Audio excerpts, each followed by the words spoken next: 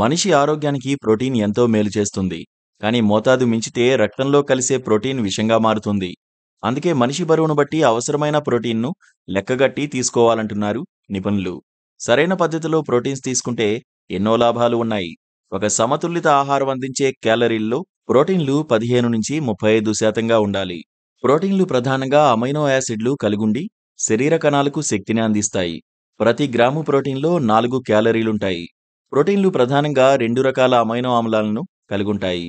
మొత్తం 20 అమైనో యాసిడ్లలో 9 మనకు ఎంతో అవసరం. వీటిని తప్పకుండా ఆహారంలో తీసుకోవాలి. ప్రతి వ్యక్తికి ప్రోటీన్లు అవసరమవుతాయి.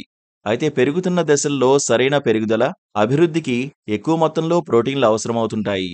ఇది కాక కొత్త కణాల మరమ్మత్తు, నిర్మాణంలో ప్రోటీన్లు ముఖ్య పాత్ర పోషిస్తాయి. ఇది మన చర్మం, జుట్టు, ఎముకలు, గోర్లు, శరీర కణాలు, కండరాలు, అవయవాల పరిపూర్ణ ఆరోగ్యానికి కూడా చాలా అవసరం. కిలో శరీర బరువుకు 0.8 గ్రాముల ప్రోటీన్ మాత్రమే అవసరం. అయితే ప్రోటీన్ అధికంగా ఉన్న ఆహారాన్ని అపరిమితంగా తింటే మాత్రం ఆరోగ్య సమస్యలు వస్తాయని వైద్య నిపుణులు హెచ్చరిస్తున్నారు. శరీరంలో ప్రోటీన్ ఎక్కువైతే శరీరం నీరసించిపోతుంది, తీవ్రమైన దాహం కలుగుతుంది. ఎందుకంటే అధిక ప్రోటీన్ వల్ల శరీరానికి ఎక్కువ నీరు కావాల్సి వస్తుంది. దానివల్ల విపరీతమైన దాహం వేస్తుంది. దీనికి కారణం ప్రోటీన్లో ఉండే నత్రజని.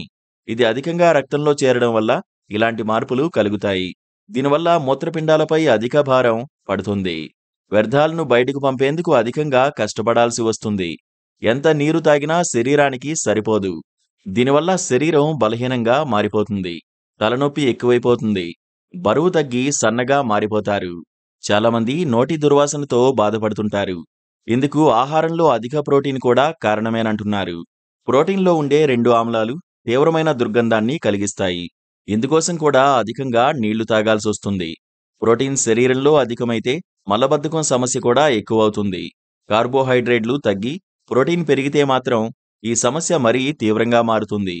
ప్రోటీన్ ఉండే ఆహారం అధికంగా తిన్నామనిపిస్తే కార్బోహైడ్రేట్లు ఉండే ఆహారాన్ని అధికంగా తినాలి. కొన్ని ఆహారాల్లో ప్రోటీన్ అధికంగా దొరుకుతుంది. మటన్, చికెన్, గుడ్లు, చేపలు, రొయ్యలు, పాలు, పెరుగు, చీజ్లో ప్రోటీన్స్ అధికంగా ఉంటాయి. ఇక డ్రై ఫ్రూట్స్లో చూసుకుంటే నట్స్, బాదం, జీడిపప్పు, వాల్నట్, గుమ్మడి గింజలు, నువ్వులు, సన్ఫ్లవర్ గింజలు, టోపు, అన్ని రకాల బీన్స్, శనగలు, వీటన్నిటిలో ప్రోటీన్ ఉంటుంది. ప్రోటీన్ ఎక్కువగా ఉండే ఆహారాలు శరీరంలో వేడిని కలిగిస్తాయి. వీటిని మోతాదుకు మించి తీసుకుంటే ఒంటి నొప్పులు వేధిస్తాయి.